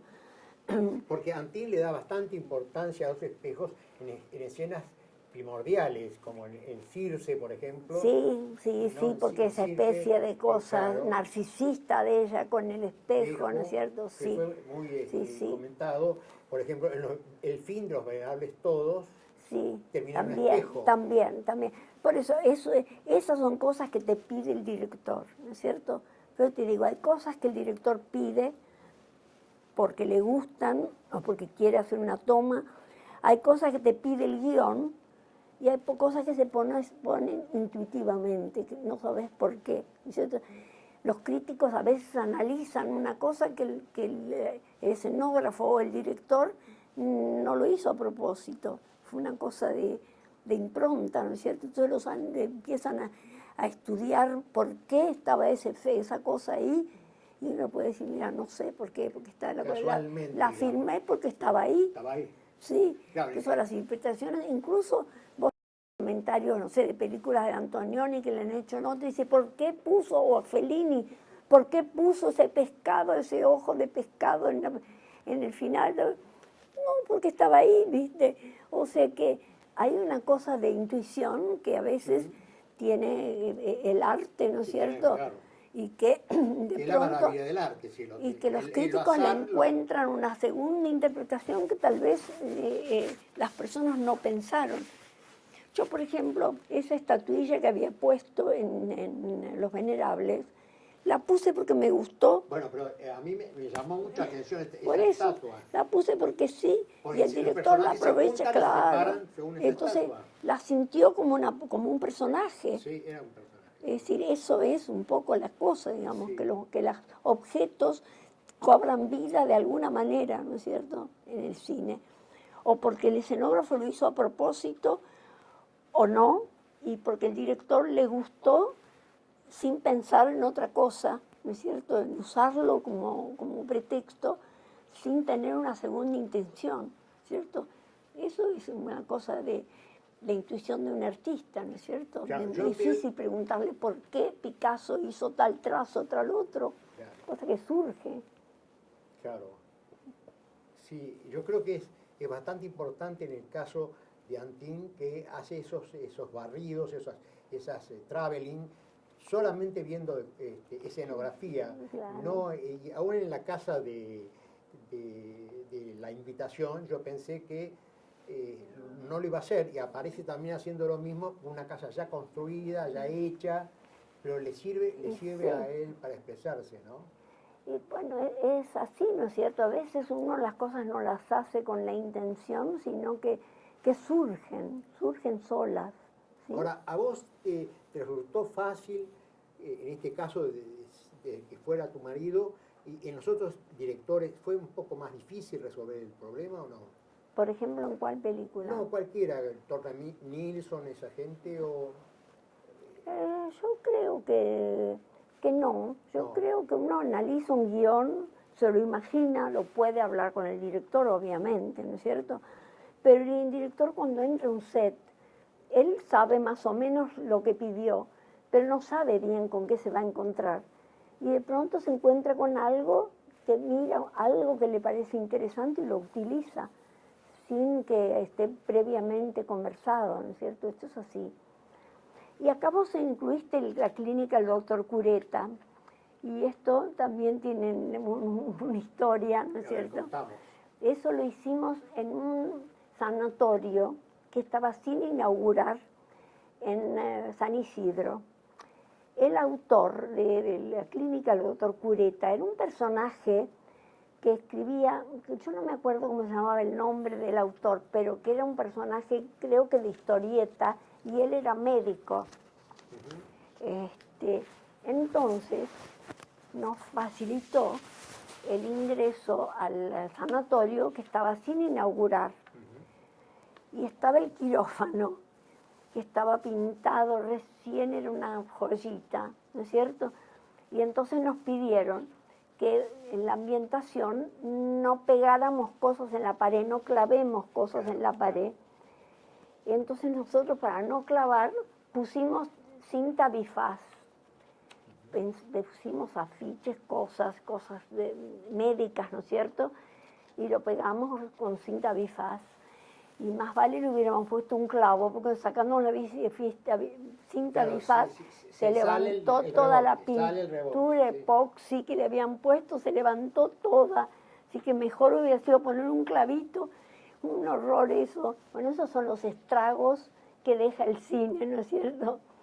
Dicen que no crece más el pasto. También tenemos una anécdota de una de las películas de Castigo al Traidor, que hacía falta conseguir uno de esos juegos de jardín antiguos, como de galería de entrada, sí. Esos juegos de madera tipo inglés. Sí.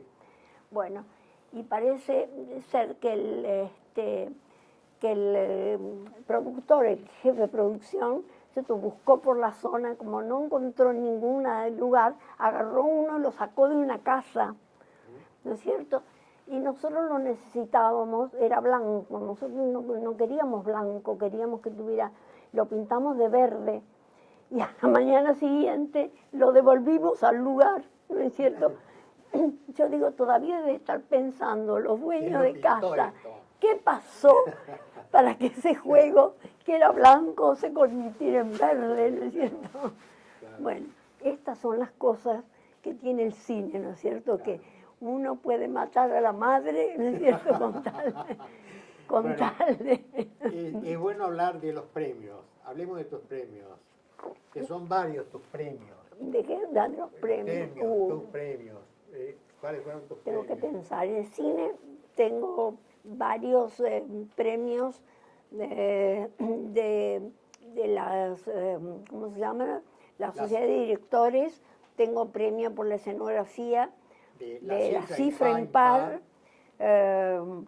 Tengo premio por segundo sombra. Sí. Después tengo otros premios que no son exactamente de cine. Tengo un premio Conex al vestuario, porque yo actualmente me estoy dedicando al vestuario de ópera. La ópera fue una deuda de mi vida, porque en toda mi infancia la pasé entre la ópera. Y hay algo que te quiero agregar, que yo me olvidé de comentarlo, y es, digamos, que mi papá había formado un grupo de ópera de cámara, ¿no es cierto? Perdón, nunca dijiste el nombre de tu papá. Nunca dijiste en esta conversación el nombre de tu papá. ¿Cuál era el nombre de tu papá? Claro, y sí, pero ese grupo de ópera de cámara que había hecho mi padre fue tomado después por un grupo de cantantes del Colón que hicieron la ópera de cámara de Buenos Aires. Y el que hacía la escenografía fue Saulo Benavente. Ah, Saulo. Y sí. Yo tenía 19 años y entré como asistente de Saulo, ¿no es cierto?, en el Teatro de Ópera de Cámara. Incluso viajamos a Perú, viajamos a Río de Janeiro, a San Pablo, con el grupo de Ópera de Cámara. Y quiero reconocer que gran parte de lo que yo aprendí de escenografía se lo debo a Saulo Benavente, más que a los profesores que tuve teóricos, ¿no es cierto?, porque con Saulo aprendí arriba del escenario, ¿no es cierto? Bueno, yo lo conocí personalmente a San. Claro, Saulo. Sí. ¿Vos lo conociste? Sí, lo conocí. Sí. Era un tipo, yo creo que era el escenógrafo más inteligente de toda la generación, porque él arriesgaba. Banarelli iba siempre a lo seguro, sí. Digamos, escenografías tradicionales. Sí. Saulo se jugaba, si salía bien, y si no, pero siempre te parecía que iba a ser, no sabías qué iba a hacer, y de pronto cuando se abría el telón, la escenografía era genial. Y íbamos en grupo a ayudarlo, ¿no es cierto? Siempre gratis, obviamente. Y cuando veía a alguno de nosotros que no hacíamos nada, nos mandaba a pintar un bastidor de negro. Y cuando nos veía que estábamos haciendo nada, vos pinta un bastidor de negro, vos también, y no quería que estemos sin hacer nada. Por eso creo que era un justo homenaje para Saulo, porque digamos, él es el que me dio las herramientas para trabajar. Increíble además los tiempos, porque él era una persona muy creativo y tenía un archivo en su casa que hoy no hubiera hecho falta porque con internet, digamos, pero en aquella época él recortaba de diarios y revistas de todo y lo ponía clasificado, ¿no es cierto?, por cosas, por objetos, esto, por el otro, tenía cajoncitos Y entonces cuando vos necesitabas alguna documentación, ibas a lo de Saulo y él abría el cajoncito y te sacaba toda una cantidad de material para trabajar. O sea que era un verdadero maestro, ¿no? Un verdadero maestro. Y digamos, entre lo que yo aprendí con Saulo en el teatro y lo que aprendí en la televisión, ¿no es cierto?, que me dio un ritmo que no tiene ni el cine ni el teatro, ¿no es cierto?, ni la ópera. Eso me fue una buena lección para trabajar en cine. ¿Qué diferencia hay entre la escenografía que aprendiste vos en Bellas Artes y la que enseñás vos acá en esta universidad? Vos hablás de la escenografía que das a tus alumnos y que recibiste vos. No sé. No sabés, ¿no? Pero ahora es diferente que en el momento que vos ibas a Bellas Artes. Mira, es muy difícil porque, digamos, uno trabaja teniendo una formación personal, un estilo personal, ¿no es cierto? Entonces, es muy difícil pensar qué es lo que mejor podés hacer o qué es lo que... Y las cosas que te gustan más también son por momentos. Por momentos me encanta hacer vestuario de ópera. Por momentos quisiera trabajar en cine. Por momentos me gusta más hacer escenografía. Por momentos, ¿viste? Es una cosa que tiene que ver más con la circunstancia que con Pero habría una diferencia de una escenografía tipo plana, como se acostumbraba antes, a la volumétrica. Puedo decir una diferencia, una escenografía construida como escenografía y un lugar hecho ya de antemano. No, estoy diciendo que antes era una escenografía casi plana, eran solamente cosas dibujadas en las paredes o en los paneles, y actualmente se usa más el volumen también. Mira, el ideal es hacer todo uno, hacer la escenografía, hacer la ambientación, hacer las paredes, las puertas, las ventanas y hacer el vestuario, ¿cierto? Ese es el ideal, porque entonces ahí encontrás una coherencia total, buena o mala, pero una coherencia. Obviamente es más sencillo ambientar un lugar hecho que empezar a hacer una planta, ¿no es cierto? Es más fácil. Es más fácil, obviamente que es más fácil, porque la ambientación es una parte y la escenografía es otra. Entonces, si haces las dos partes, es un trabajo, y si haces una sola, es medio trabajo, ¿no es cierto? Pero lo que está hecho te limita a lo que está. A lo que está. Te limita en el espacio. Tienes que tratar de aprovechar lo que está hecho. Yo me acuerdo de algunas escenografías tuyas y en casas hechas donde aparecen los vidrios biselados. Esto no es escenografía, es una casa, porque ¿quién va a estar en escenografía vidrios biselados, ¿no? Es decir, bueno, hacer una escenografía, por ejemplo, para cine en un estudio, para los que venimos de la televisión es muy fácil, ¿cierto? Porque yo te podría decir que en mi vida, en 30 años de televisión, debo haber hecho, no sé, miles de escenografías. Algunas que te gustan y otros bochornos, ¿no es cierto? Porque eso es así, en esta rueda. Pero, digamos, yo recuerdo cosas interesantes haber hecho y otras, te digo, otras horribles en el momento, ¿verdad? O sea que eso te da la facilidad de hacer una planta para cualquier cosa, ¿cierto? Enseguida puedes resolverla. Te da menos dolor de cabeza si está hecha, obviamente, porque tenés que adaptarte a lo que hay, tal vez no es lo que te hubiera gustado, pero es más fácil, Porque si vos pensás hacer una escenografía, tenés que pensar en las ventanas, si tiene escaleras, si tiene esto, lo otro, tenés que pensar, en cambio lo que está hecho, solo tenés que pensar cómo lo vas a ambientar. Y cada vez hay menos cosas hechas para usar en escenografía. Es más fácil, es más fácil. Claro, la arquitectura se convirtió en una cosa muy, no sé muy, si es muy mejor, dura. es más fácil, Por ejemplo, la cifra impar, en ese momento yo no sé si hubiera sido capaz de hacer esa casa en escenografía. No estoy muy segura. Bueno, yo te envidio que la bajada de la escalera... Claro, una el escalera pasamano, además que no el era pasamano recta, que se llama- no era recta, la No, escalera era en tenía curva, 3 tramos tenía. y al final tenía una especie de voltereta de Claro, madera. claro, Que vos eso no decís, es muy bueno, fácil hacerlo. y aparte sé que vos pintaste la Claro. alfombra porque estaba... Claro, claro, sí.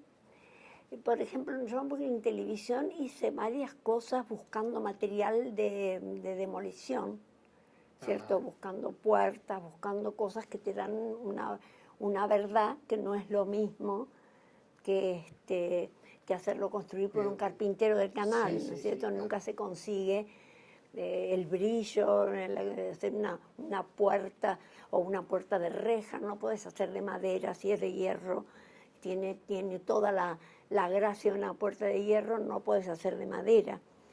De manera que buscábamos mucho en demolición para hacer cosas importantes, porque por ejemplo en televisión vos podías hacer una novela que iba a continuar, pues si fuera para un capítulo no te permiten gastar eso.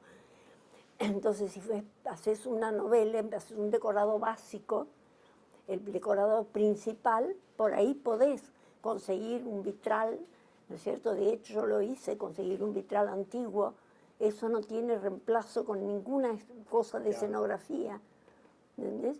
Y buscar una puerta de demolición, y buscar persianas de demolición, buscar columnas para hacer un patio de conventillo, buscar columnas y guardas de chapa, ¿no es cierto? Eso tenés que hacerlo de demolición, cortado de madera, es horrible. Claro, Entonces, se nota la claro, diferencia. claro, eso ayuda, eso Sí, sí, ayuda uno mucho. inclusive como arquitecto a veces dice las carpinterías estas son falsas, pues son muy chicas, no sostienen esta puerta. Sí, ¿no? Sí, sí. ¿Puedo hacer un segundo? Tengo que traer 2 memorias más. ¿Sí? Sí. Bueno, hablando de escenografía y ambientación, como dije antes, antiguamente existían 2 rubros distintos, 2 personas distintas. Una persona que hacía la escenografía y otra persona que se ocupaba de la ambientación. Hoy la ambientación yo creo que está destinada a usar espacios existentes, ¿no es cierto? Ambientar un espacio que ya existe. Cuando uno hace una escenografía, la construye, el ambientador es el mismo que es lo que hace la escenografía. Digamos, es la misma cosa, ¿no es cierto? La ambientación pertenece a la utilería, a los objetos, todos, que va desde la cortina a la alfombra, desde un piano a un florero, ¿no es cierto? Todo de lo máximo a lo mínimo, ¿no? Escenografía mayor, escenografía menor. ¿No es cierto? A veces uno hace una planta de trabajo y comienza por colocar en la planta para el utilero los muebles principales donde van a estar puestos, ¿no es cierto? Para ahorrar tiempo. Pero luego la sutileza de colocar los objetos es una cosa personal, eso hay que hacerlo, por supuesto, si pesa mucho con una persona que te ayude, pero digamos la ambientación es el clima que se logra, ¿no es cierto?, para distintos géneros de películas. Si vos haces una comedia, los objetos no deben ser los mismos que si haces un drama, ¿no es cierto? O sea que vos le buscás a los objetos, a los muebles, grandes, medianos, chicos o muy chicos, le buscás una significación, ¿no es cierto?, para cada cosa. Uno no ambienta porque sí, ¿no es cierto? Uno tiene que saber para quién, para qué obra, para qué tipo de obra, ¿no es cierto?, hacer la ambientación. Entonces, hoy en día la ambientación es más común que hacer la escenografía por razones de costo en la Argentina. Los americanos todavía construyen en galería, mucho más cómodo, ¿no es cierto?, trabajar para el sonido, para todo, mucho más cómodo trabajar en estudio, sin nadie que te mire el reloj a ver si a qué hora te vas. Entonces, digamos, hoy casi todo se trabaja con ambientación solamente, dándole carácter, y para eso hay que tener mucho sentido, ¿viste? Porque vos no podés ambientar una cocina e ir a una casa de cocinas y buscar 8 muebles. La cocina, si existe en la obra, tenés que buscarle el carácter, qué tipo de gente vive ahí, qué clase social, si es un drama, si es una comedia. No podés hacer una cocina igual a otra. Tenés que buscarlo, ¿no es cierto? Y para eso está el conocimiento, el estudio, ¿no es cierto? El estudio y la sensibilidad, todo aquello que tiene que ver con una parte del arte, ¿no es cierto? La escenografía no es un arte menor, aunque no se puede comparar con la escultura, la pintura o la arquitectura, pero junta todo un poco, ¿no es cierto? Es un poquito de cada cosa. En Circe, por ejemplo, me llama la atención digamos, esta ambientación, que yo la miro y digo, es alguien que conoce algo de esto, mucho más del conocimiento académico. Bueno, porque... pues eso tiene que ver, ¿sabes qué pasa? Que hay mucha gente que cree que ambientar es poner un centro de mesa con flores y un jarrón con rosas en otro lado, y no es así. Digamos, los objetos hablan, ¿no es cierto? Todos los objetos hablan, todo. Desde las cortinas hasta las alfombras, todo, aunque forme parte del texto o no. Formar parte del texto es más importante, claro. Pero si no, también, vos no podés poner cualquier cuadro en cualquier casa, digamos. Hay que seleccionar, hay que saber. Claro, en Circe aparece un cuadro chiquito, me llamó la atención, un cuadro chiquito tipo campo, encuadra bien en la totalidad de la pared, está muy bien armado. Yo creo que todo requiere una formación y además una observación. Yo le insisto mucho a los alumnos en ser observadores, porque no miran. Los directores de cine, a veces, yo no quiero generalizar, pero hablo en general, algunos, miran solo la cara del actor por el visor, ¿no es cierto? Y nosotros decimos que si pasa un camello por atrás no lo ven, porque tienen, digamos, el ojo puesto solo en la cara del actor, no miran alrededor. Pero esto también forma parte de la vida, no miran para arriba, no miran una pared. Yo el otro día hablaba con los alumnos, hablamos de vestuario del Renacimiento, y yo les estaba diciendo que la Guardia Suiza del Papa es un diseño de Miguel Ángel. Y yo le pregunto, ¿alguno vio la Guardia Suiza? No. Escúchame, acabamos de tener un Papa y la Guardia Suiza se ha visto, oíme, desde la mañana a la noche por televisión. ¿Entendés? Esos soldados que son claro, sí. Que vienen desde el Renacimiento, que lo tienen. Y eso es por qué pasa, porque no miran. No sé por qué no miran. Ahora, por ejemplo, en Los Venerables Todos hay una escena que te la quiero destacar porque es una cosa de fondo, que hay una aplique de pared, que una bombita no tiene lámpara, y la otra lámpara está torcida, y corresponde a la casa del personaje principal, sí, que era el autor Murúa, que era un tipo medio como que no se ocupaba de la casa. Esa casa no es rica, es una casa modesta. Es modesta, casi una pensión, sí, diríamos, sí, ¿cierto? Sí. Sí, sí. Da esa sensación de que aquí falta algo, ¿no? Y vos lo lograste con esos dos elementos, digo, en esa toma, esos dos elementos dan situación de que aquí algo pasa que no es lo común, ¿no? Y sí, ¿viste? Eso es un poco inexplicable, ¿verdad? Pero eso es una parte que tiene que ver con la formación, otra cosa con la intuición y otra cosa es con el conocimiento, ¿no es cierto? Porque yo creo personalmente que un escenógrafo tiene que tener una formación desde abajo, ¿no es cierto? Primero saber dibujar. Saber dibujar. El que sabe dibujar observa más que el que no sabe dibujar, aunque no sea académico, ¿no es cierto? La persona que dibuja tiene mucho más puesto el ojo. La maravilla de la línea, ¿no? Fíjate vos que el cine, toda la carrera del cine, tiene que ver con los ojos. Con los ojos. ¿Cierto?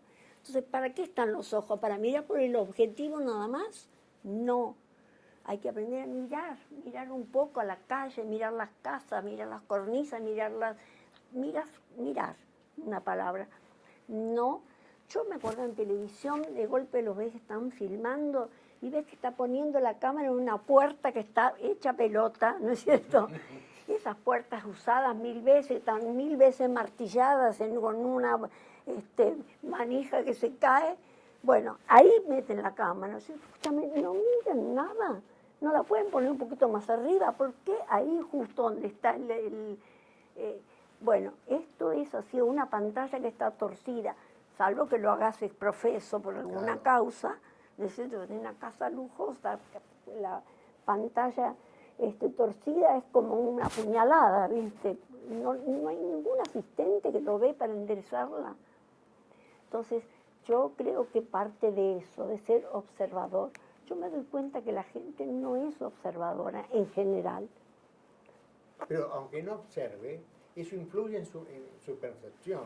Y de alguna manera, si esa cosa está arreglada, si está motivada, entonces la escena transcurre mejor. Y uno se da cuenta como espectador común, pero debe ser así, debe ser adaptada a la circunstancia de la escena, ¿no?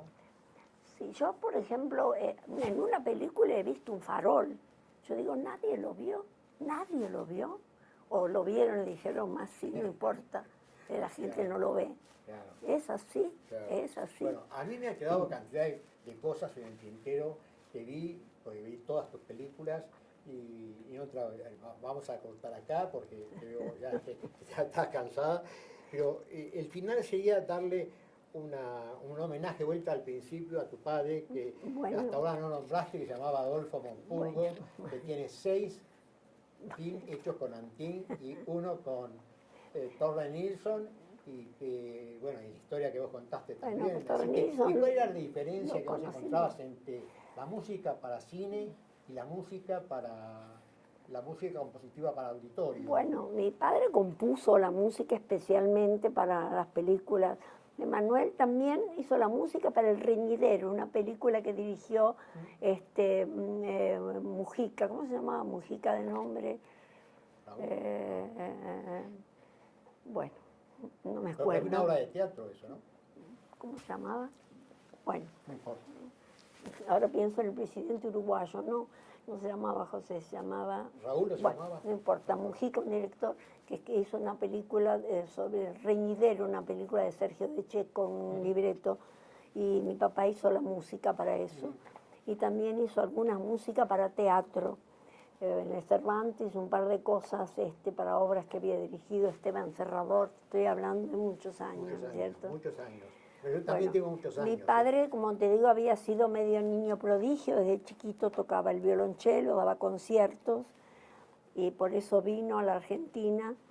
Él era violonchelista, pero además era profesor en la Universidad de La Plata de conjunto orquestal, y era profesor en el Conservatorio Nacional, con el Conservatorio Municipal de violonchelo y también de piano. Él no era pianista, pero digamos para enseñar a los chicos de los primeros años sí. Por eso él tenía un poco fijado en mí la obsesión de que fuera pianista y le falló. Aparte tenía una tradición austríaca, ¿no? Una vinculación austríaca, ¿no? Era en Italia. Sí, él además tocó en el Colón La Pasión según San Juan, o según San Mateo, no me acuerdo. Él tocó como solista con la viola da gamba en el Colón. Era un hombre de gran formación y, como te digo, se había casado grande, tenía como 15 años menos que mi mamá, más que mi madre. Y siempre tenía miedo. Mi mamá era española y no tenía profesión, y él siempre tenía miedo de morirse antes que sus hijos estuvieran formados, porque era grande. Bueno, tuvo suerte de morirse cuando nosotros ya éramos grandes, y él coleccionaba instrumentos de música, instrumentos antiguos, instrumentos de cuerda, de viento. Tenía mi casa, era como un museo. Yo me acuerdo que de noche vivíamos en la calle Luis María Campos, que tenía pasados los tranvías, entonces los instrumentos resonaban, y nosotros con mi hermano teníamos miedo, nos asustaba que nos resonaban los instrumentos. Tenía una colección de más de 200 instrumentos, entre arpas, claves, espinetas, la espineta dice clave pequeño, tenía claves, tenía instrumentos de cuerda, y él soñó con armar un museo instrumental en Buenos Aires, pero no lo logró, viste, la burocracia hizo que nunca lograra eso, y de pronto cuando tenía 80 años, que parece entonces era muy grande, ¿no es cierto? Hoy parece que 80 años es poco, pero hace 40 años era mucho. Y entonces cuando él tuvo 80 años, aparecieron un grupo de noruegos buscando instrumentos antiguos para un museo en la localidad de Trondheim, muy al norte de Oslo, muy cerca de Finlandia. Y vinieron y se entusiasmaron con los instrumentos, y entonces le ofrecieron una cifra que nunca había visto, pensado mi papá en su vida.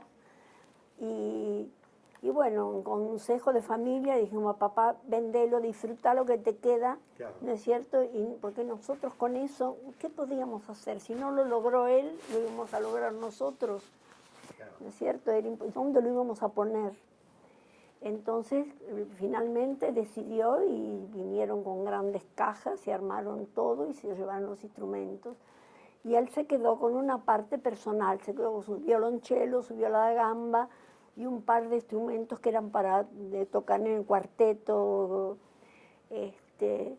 Y nosotros, hace unos 15 años, 10 años, fuimos a Trondheim a ver los instrumentos. Sí. Bueno, la emoción de ver todo lo que habíamos visto en casa desde chicos, ¿no es cierto?